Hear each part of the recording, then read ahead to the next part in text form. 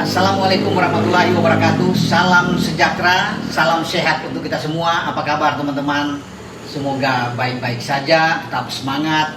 Masih dalam gaung pesta bola dunia yang berlangsung di Amerika Serikat, Kanada, dan Meksiko.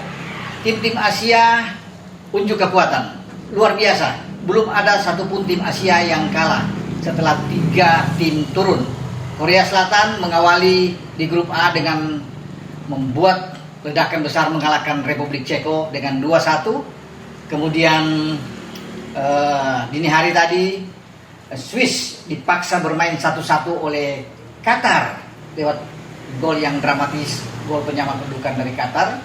Dan pada pagi hari Minggu pagi juga kejutan besar terjadi. The Socceroos Australia mengalahkan Turki dengan 2-0. Jadi kalau Korea itu di grup A, kemudian Qatar di grup B, dan Australia ada di grup D. Masih ada pertandingan-pertandingan lainnya yang akan dimainkan oleh wakil-wakil Asia yang hadir di Pesta Bola Dunia 2026. Nah, pada dini hari nanti itu Belanda akan bertarung dengan Jepang, ya, dan itu berada di grup F.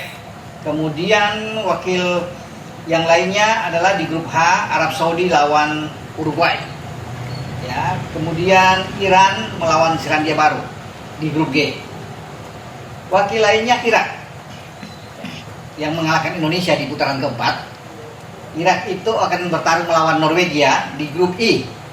Dan Yordania akan menghadapi Australia di grup J. Jadi itu pertandingan yang melibatkan juga Uzbekistan akan bertarung dengan Kolombia. Jadi semoga wakil-wakil Asia ini bisa mengikuti apa yang sudah dilakukan, sudah dilalui oleh Korea Selatan, Qatar, dan juga dengan Australia yang tanpa terkalahkan. Berarti dari 3 tim Asia yang turun, 2 menang, 1 imbang. Semoga Jepang juga membuat ledakan di saat akan menghadapi tim oranye Belanda. Nah, kalau bisa melihat bagaimana The Socceroos mengalahkan Turki yang lebih diunggulkan, itu luar biasa. Mereka lebih banyak bertahan, lebih dalam, disiplin, menjaga daerah.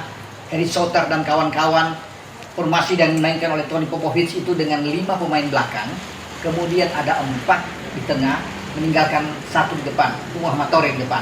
Iran Kuda bahkan ikut ke belakang, tetapi dia punya kecepatan kalau dia melebar ke sisi sayap. Dan dialah yang membuat gol di menit ke-26, membuka harapan bagi Australia. Ini menarik karena Arda Güler melepaskan shot on target pertama bagi Turki di menit ke-26. Bola jatuh di pelukan penjaga gawang Patrick Beach, memberikan kepada Cameron Burgos. Cameron Burgos mendorong ke Paul Ocon, dan Paul Ocon melambungkan bola lebih jauh ke depan. Di sana speed yang cepat dilakukan oleh Nestor Irankunda, melewati Merih Demiral di sana dan menaklukkan Cakir, penjaga gawang dari Turki. Gol inilah yang membuat Australia tambah semangat, tapi tetap mereka tidak terpancing untuk keluar menyerang. Ball position dikuasai oleh Turki.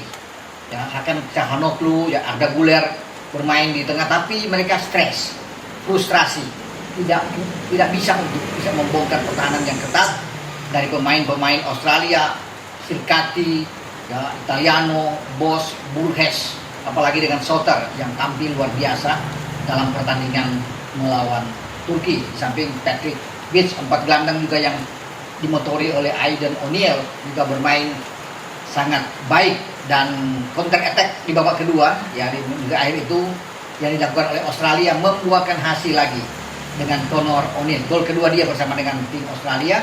Kalau dengan Irankunda itu gol ke-6 dia yang dalam karir bermain untuk tim nasional Australia. Jadi selamat buat Australia mengalahkan tim yang lebih diunggulkan. Akan Çalhanoğlu kita tahu bermain membawa Inter Milan juara di Serie A, tapi keunggulan kualitas tidak menjamin. Mereka boleh unggul segalanya, tetapi hasil akhir ada di Australia. Dan Australia patut bergembira karena peluang untuk mendampingi Amerika lolos ke babak selanjutnya dari grup D terbuka. Australia akan bertemu dengan Amerika pada pertandingan selanjutnya Sementara bagi Turki akan dengan Paraguay. Dua tim terluka akan bertarung sama dua tim yang lagi menang bertarung. Siapa yang menang di antara Amerika dan juga dengan Australia ini itu akan lolos ke babak selanjutnya. Nah, kita tinggal menanti pertandingan-pertandingan yang dimainkan oleh tim-tim Asia lainnya, terutama Jepang. Jepang memang kehilangan Wataru Endo yang cedera harus pulang. Ya, ini pukulan kapten dari Jepang. Sebelumnya mereka juga sudah kehilangan pemain yang cepat, pemain yang bagus, Kaoru Mitoma dari Brighton and Hove Albion. Dan sebelumnya juga ada Minamino.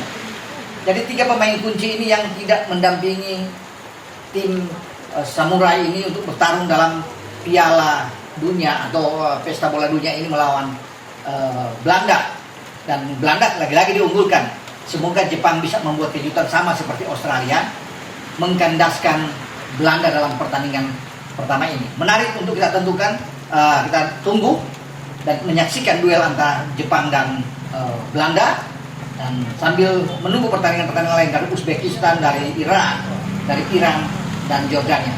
Jika wakil-wakil Asia tidak kalah, maka ini untuk pertama kali dalam sejarah Piala Dunia seluruh wakil Asia, 9 wakil Asia itu tidak kalah di perhelatan atau ajang akbar Pesta Bola Dunia.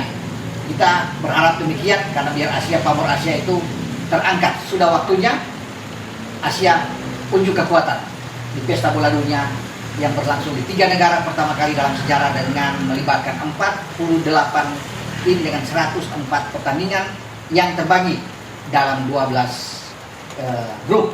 Oke, sampai di sini saya berbicara tentang tim-tim Asia dengan saya Bung Ropan. Wassalam, ciao.